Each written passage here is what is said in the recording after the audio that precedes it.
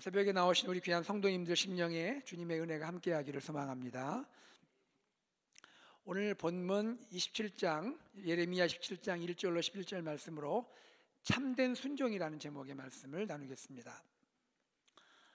성도님 여러분, 예레미야를 가리켜 보통 눈물의 선지자라고 말하죠.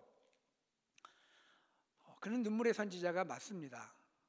백성을 위해서 눈물로 기도하고 예언한 선지자입니다.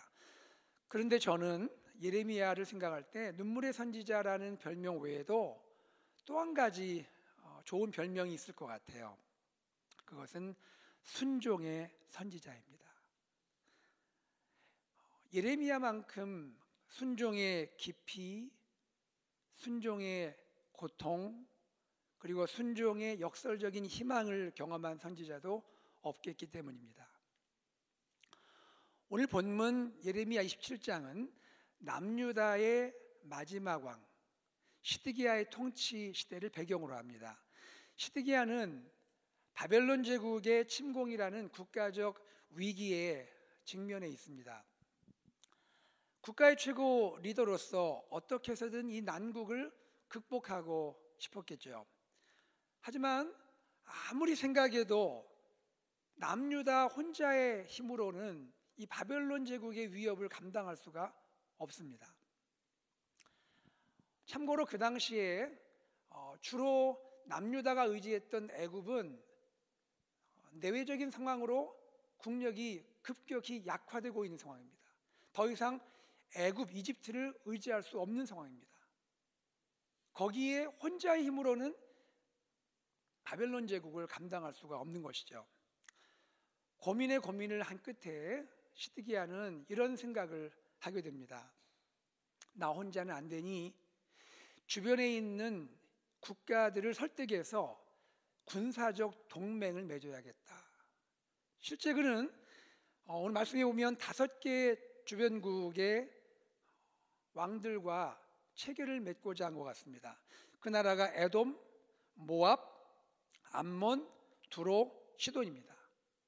이 5나라의 왕들과 협약을 해서 군사적 동맹을 체결함으로써 아무리 바벨론 제국이 강하더라도 남유다와 이 5개 동맹국, 즉 6개 연합국의 군대가 뭉치면 이 바벨론이라도 함부로 대할 수 있겠는가 하는 계산이 작동한 것 같습니다.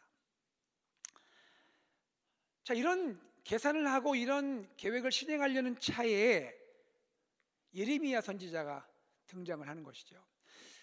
우리가 예레미야서를 계속 읽고 있지만 시드기야 왕 마음에는 예레미야처럼 눈에 가시가 없을 거예요. 뭐를 좀 하려고 하면 그때 딱 등장해가지고 반대하고 막고 하거든요. 지금 이 상황도 똑같습니다. 뭔가 지금 계획을 하고 실행하려는데 예레미야 선지자가 등장을 합니다. 여러분, 예레미야 선지자가 어떤 특별한 행동을 하느냐면요, 예루살렘 거리에 서서 참 기이한 퍼포먼스를 합니다. 저는 이 연극이라 표현하고 싶기도 하고 퍼포먼스라 하고 싶은데요, 1인 퍼포먼스라는데 어떻게 하냐면 목에 소처럼 멍에를 걸어놓는 거예요.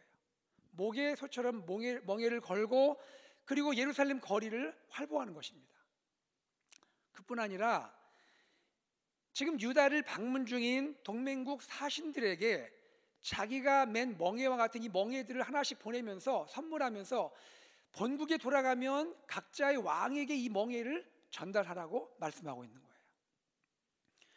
여러분, 이게 무슨 뜻입니까? 예레미야 선지자가 갑자기 소처럼 멍에를 메고 있고요, 또 동맹국 사신들에게 멍에를 하나씩 선물로 줘서 돌아가서 왕들에게 전해주라는 거예요. 이 말씀의 뜻은 이것입니다. 유다와 동맹국 모두 필경 소처럼 바벨론의 지배를 받을 것이라는 거예요. 아무리 인간적인 계산을 하고 아무리 인간적인 계략을 꾸며도 하나님이 정하신 하나님의 섭리와 하나님의 계획을 막을 자는 없다는 것입니다. 하나님께서는 지금 마음에 작정을 하셨어요. 유다 백성을 너무나 사랑하시지만 그 죄악이 하늘 끝에 닿았기 때문에 하나님은 그들을 향한 하나님의 마음을 정하시고 그들이 반드시 또한 주변국들이 아무리 동맹할지라도 하나님 백성일지라도 바벨론의 포로로 가도록 하나님은 작정을 하고 있는 거예요. 여기에 대해서 그 누가 머리를 쓰고 아무리 인간들이 힘을 합해서 동맹할지라도 하나님의 뜻을 꺾을 자는 없다는 것을 보여주고 계시는 것입니다. 오늘 저는 이 말씀 가운데 순종에 관한 두 가지를 생각하고자 합니다. 첫째, 순종이란 하나님의 뜻 앞에 내 생각, 내 방법, 내 노력을 내려놓는 것입니다. 하나님은 계속 말씀하셨잖아요. 바벨론에 항복하라. 바벨론에 맞서지 말라. 바벨론에 항복하라. 여러분, 사실 우리가 만약에 이 당시 상황에 예레미야였다든지 그 당시 백성 중에 한 명이었다면 이 하나님 말씀이 표면적으로 들을 때는 이해가 되지 않습니다. 아니, 하나님, 우리가 하나님 백성이 아닙니까? 하나님의 백성을 긍휼히 여기신다는 하나님께서 우리를 구원하셔야지, 바벨론의 이 침공의 위협으로부터 우리를 건져주셔야지 어떻게 우리를 바벨론의 포로로 가도록 말씀하십니까? 어찌 우리로 하여금 바벨론에 항복하라고 말씀하십니까? 바벨론에 대항하는 것이 쉽겠습니까? 바벨론에 항복하는 것이 쉽겠습니까? 바벨론에 항복한다는 것은 민족적인 정체성이 무너지는 것 같은 아픔일 거예요. 그러나 하나님은 무엇을 말씀하고 있는 것입니까? 바벨론에 항복하라는 것은 무엇을 뜻하고 있는 것입니까? 하나님은 그 마음 가운데 사랑하는 나의 백성이요, 인간적인 계산으로 위기를 돌파하려 하지 말고 하나님 앞에 온전히 회개하라는 것을 말씀하고 있는 거예요. 하나님의 뜻에 온전히 순종하는 것만이 너희들의 살 길이라고 말씀하고 있는 것입니다. 그럼에도 회개와 순종 대신에 인간적인 지혜와 방법으로 주어진 위기를 돌파하려고 하는 것이 시드기야 왕입니다. 하나님은 그리하여 그를 깨닫게 하기 위하여 그의 종 예레미야를 보내서 이러한 기이한 퍼포먼스를 하도록까지 말씀하는 것이죠. 그들은 결국 하나님의 뜻대로 바벨론의 지배를 받아야 하는 것입니다. 여러분, 오늘 우리의 삶은 어떤가요? 때로 우리가 삶을 살면서 예상치 않은 위기가 우리에게 다가올 수 있습니다. 물론 그것이 나의 어떤 잘못이나 죄악과 직접 관계되지 않은 것일 수도 있지만 많은 경우는 우리 자신의 잘못과 죄악과 관계가 있을 수 있지 않습니까? 나는 알고 있습니다. 내가 하나님의 뜻대로 살지 못하기 때문에 이러한 어려움이 온다는 것을 사실은 알고 있습니다. 그러나 당장 내 눈앞에 닥친 것들은 내가 이걸 감당할 수 없는 위기의 현실입니다. 그럴 때 우리는 어떻게 반응합니까? 하나님께 회개해야 한다는 것을 알지만 너무나 지금 나에게 닥친 현실이 어렵고 급하기 때문에 그 문제를 해결하기 위해서 우리가 얼마나 전전긍긍하고 얼마나 머리를 쓰고 계산을 합니까? 저도 그런 일이 많이 있는 것 같아요. 사실은 알거든요, 제가 문제라는 것을요. 그런데 이 문제를 먼저 해결하고 싶은 거예요. 그래서 생각을 하고 고민하고 방법을 찾습니다. 그러나 하나님 말씀하시죠. 성령께서 제 마음에 말씀하시죠. 사랑하는 아들아, 그것은 하나님께서 풀어주실 거야. 너에게 필요한 것은 골방에 들어가서 하나님께 엎드려 회개하는 것이야. 하나님께 눈물로 회개하는 것이야. 하나님이 무엇을 말씀하신지를 깨닫고 엎드리는 것이야. 너가 정말 하나님과의 관계가 회복되면 하나님은 네가 생각하지 못한 방법으로 너의 길을 열어주시고 풀어주실 거야. 아멘입니까? 얼마나 근데 저 자신도 어리석은지요. 그것을 알면서도 정답을 행하지 않고 풀어가려고만 노력하는 것이죠. 성도님들, 위기는 어렵습니다. 현실은 참 심각합니다. 그러나 우리의 계산과 우리 생각, 방법 내려놓고 하나님 앞에 엎드려 기도하며 회개하며 하나님의 뜻을 구하는 우리가 되기를 간절히 소망합니다.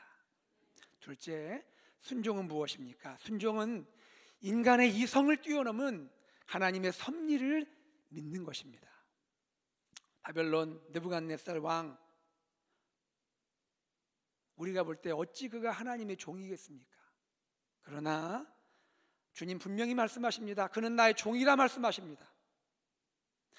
왜 그럴까요? 그는 하나님이 계획하시고 작정하신 유다와 열방을 향한 하나님의 심판의 도구로 지금 활약을 하고 있기 때문입니다. 우리는 그것이 이해 안 되지만 하나님은 그것을 작정하시고 이루고 계시는 거예요. 이때 이것이 분명한데도 거짓 선지자들은 이렇게 말하죠. 아니다, 그럴 리가 없다. 하나님께서 예루살렘을 멸망시킬 일이 없다. 평안만 있을 것이다. 이 성이 존재하는 한 평안은 계속 유지된다. 바벨론의 포로로 끌려가는 일은 있을 수 없다. 그런 일이 일어나지 않을 거야. 백성들을 계속 설득하며 유혹합니다. 백성들이 해야 할 것은 무엇이냐면 이 거짓 선지자들의 외침과 달콤한 유혹에 넘어가지 말고 속지 말아야 하는 것입니다. 망국은 애통인 것입니다. 동서고금을 막론하고 나의 조국이 무너지는 것이 애통하지 않는 자가 어디 있겠습니까? 더더욱이 하나님의 선민 입장에서 예루살렘이 무너지는 것이 그처럼 애통한 것이 어디 있겠습니까? 이것을 하나님 모르시겠습니까? 예레미야가 모르겠습니까? 만국의 애통이 있지만 그럼에도 불구하고 하나님의 뜻을 따라 포로의 고난을 감당하는 자에게 하나님은 긍휼을 베푸시고 돌보시겠다고 약속하고 계시는 겁니다.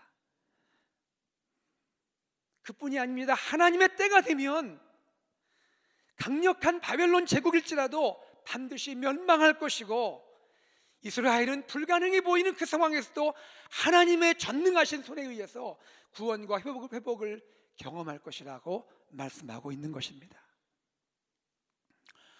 오늘 우리에게 적용해 보기 원합니다.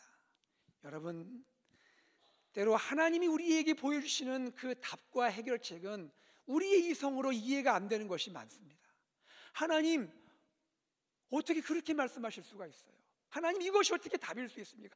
당장 제 비즈니스가 이렇게 돼야 할 것 같고 우리 자녀가 이렇게 돼야 할 것 같은데 하나님 말씀하시는 것이 이게 납득이 안 되네요. 하나님, 어떻게 그렇게 될 수가 있나요? 그러나 우리는 그 가운데도 우리는 우리 하나님을 신뢰해야 합니다. 하나님의 길은요, 우리의 이성을 뛰어넘는 것입니다. 하나님의 지혜는 우리의 생각을 뛰어넘는 것입니다. 여러분, 때로 우리가 위기 가운데 이해가 안 되는 하나님의 뜻이 우리에게 주어질 때 비록 당황스럽고 그 길을 따르는 것이 아픔과 눈물이 있을지라도 하나님은 반드시 우리에게 좋은 것을 주신다. 하나님은 반드시 우리를 회복시켜 주신다. 하나님은 반드시 우리를 일으켜 주신다는 믿음을 가지시고 우리의 뜻 내려놓고 하나님의 뜻을 겸손히 순종하고 나아가는 저와 여러분 되기를 간절히 소망합니다. 아브라함을 생각해 보십시오. 자기의 방법대로 자기의 생각대로 나아갈 때 그는 이스마엘을 얻고 말았습니다. 이스마엘로 인해서 아브라함의 집안에는 얼마나 어려움이 많이 왔습니까? 당장에는 내 생각이 맞는 것 같지만 그것이 나에게 가시가 될 수 있습니다. 하나님의 답 이삭은 오래 걸렸습니다. 오랜 시간이 걸리고 인내가 필요했습니다. 그러나 이삭이 주어졌을 때 아브라함 집에는 웃음이 펼쳐지게 되었습니다. 여러분, 하나님의 웃음을 기다리시고 인내하시는 여러분 되기를 소망합니다. 말씀을 정리하겠습니다. 여러분, 우리 삶에 위기가 찾아오고 어려움이 올 때 내 생각이 많이 일어납니다. 내 방법이 꿈틀거립니다. 우리 그것을 내려놔야 합니다. 결코 쉬운 것 아닙니다. 그러나 내려놔야 합니다. 내려놓고 주님 앞에 나아가 온전한 회개를 하고 참된 순종을 할 때 하나님께서 우리에게 참된 해결책을 보여주십니다. 주님, 제가 어렵고 힘들지만 주님 말씀을 따르겠습니다. 주님 뜻에 순종하겠습니다. 이러한 마음으로 주님 앞에 나가시는 여러분 되기를 바랍니다. 이를 위해서 하나님 오늘도 말씀 묵상 가운데 주님의 뜻을 분별하게 하여 주옵소서. 주님의 뜻이 무엇인지를 알게 하여 주옵소서. 하나님께 그 뜻을 묻는 저와 여러분 되기를 간절히 소망합니다. 말씀을 정리합니다. 순종이란 무엇입니까? 하나님의 뜻 앞에 내 생각, 내 방법, 내 노력을 내려놓는 것이라 했습니다. 순종은 무엇입니까? 인간의 이성을 뛰어넘은 하나님의 섭리를 믿는 것이라 했습니다. 이러한 순종으로 하나님께 영광을 돌리며 참된 승리하시는 복된 여러분 되기를 주의 이름으로 축복합니다. 기도하겠습니다.